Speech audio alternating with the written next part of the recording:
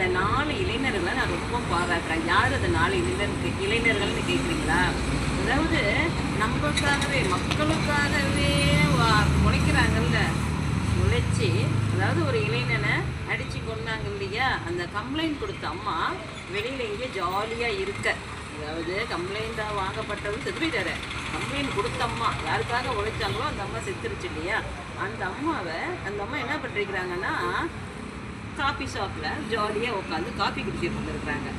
அப்போ அங்கேருந்து 4 பசங்க என்ன பண்ணிட்டானுங்க, ஃபோட்டோ இட்டு தான் இருக்கிறாங்க அப்படின்னு சொல்லிட்டு இன்ஃபர்மேஷன் கொடுத்துட்டாங்க.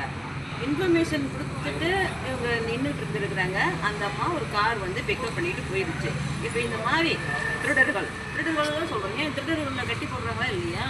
இந்த அம்மாவும் இந்த மாதிரி இருந்தாங்க. உடனே என்ன பண்ணுறீங்க, மேக்ஸிமம் லேடியாக இருந்தால் 2-3 லேடியை கூப்பிட்டு டக்குன்னு அந்த அம்மா அந்த இடத்த விட்டு போகாமல் பிடிச்சிக்கோங்க, கேட்ச் பண்ணிக்கோங்க. அந்த மாதிரி தைரியமாக செஞ்ச அந்த 4 தம்பிகளை நான் ரொம்பவும் பாராட்டுறேன். இப்படி தான் இந்த காலத்து பசங்க இருக்கணுங்கிறேன். ஆனால் இப்போலாம் என்ன நடக்குது, இங்கேயும் ஒரு நிகழ்ச்சி நடக்குதா, ஓகே ஃபோட்டோ கூட எடுக்கிறதில்ல. யாராவது கேட்டாங்கன்னா அவங்க திட்டுறாங்க. திட்டினாலும் கையை கட்டி வாயை பற்றி வேடிக்கை தள்ளி நின்று பார்க்குறாங்க. சரி இருந்துட்டு போகிறாங்க, விடுங்க, 4 பேர் அப்படி இருக்கிறாங்க அப்படிங்கிறதுக்காக நாம் நம்ம தைரியத்தை விட்டுறக்கூடாது. தாராளமாக கேள்வி கேட்கலாம். நம்ம மக்கள் நலம் விரும்பிகள், அதாவது மக்களுக்காக உழைக்கிறவங்க என்ன தெரியுமா செய்கிறாங்க, ஒரு இடத்துக்கு ஸ்பாட்டுக்கு போகணும்னா ஏற்கனவே அங்கே 4 சப்ஸ்டியூட் அப்பாயின்ட் பண்ணிட்டு வராங்க. அதாவது அவங்களும் உறவினர்கள் கூட இல்லை, பார்ட்னர். அந்த பார்ட்னர் வந்து 4 பேரை அப்பாயின்ட் பண்ணிடுறாங்க. இப்போ ஒருத்தர் ஒரு கேள்வி கேட்குறாங்கன்னு சொன்னால் எனக்கு ஏற்பட்ட அனுபவத்தை தான் சொல்கிறேன். ஒருத்தர் வந்து ஒரு கேள்வி கேட்குறாங்களோ இல்லை ஒரு நிகழ்ச்சி நடக்குது ஃபோட்டோ எடுத்தாங்கனாலோ அவங்க திட்ட வரக்குள்ள இந்த 4 பேரும் கண்ணா பின்னால் எவ்வளோ கேவலமான வார்த்தைகளை பேச முடியுமோ அவ்வளோ கேவலமான வார்த்தைகளை பேசுகிறாங்க. எதுக்குன்னா அப்படி பேசக்குள்ளே பயந்துட்டு ஓடிடுவோம்ல, அப்போ அதுக்கு மேலே அவங்களால திங்க் பண்ண முடியாது.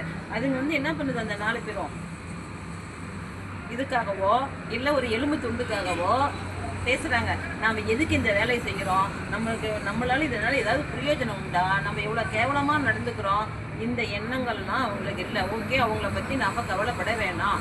4-5-6 பேர் அப்படி தான் இருப்பாங்க. ஒரு இடத்துல நம்ம போய் கேட்டோம்னா என்கரேஜ் பண்ணுறவங்க யாரும் இருக்க மாட்டாங்க.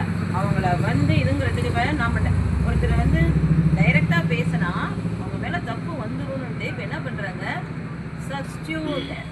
நான் பேச வேணான்னு அதுக்கு சப்ஸ்டியூட் வச்சுக்கிறாங்க. அதெல்லாம் பயப்படாதீங்க. ஏன் இந்த காலத்தில் நம்ம பயப்படணும்?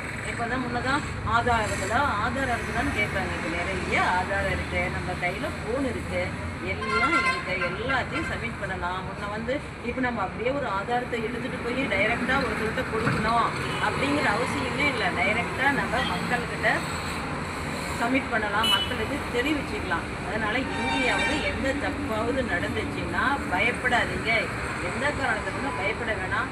தைரியமாக நின்று ஃபேஸ் பண்ணுங்கள். அப்போ தான் சமுதாயம் முன்னேறும்.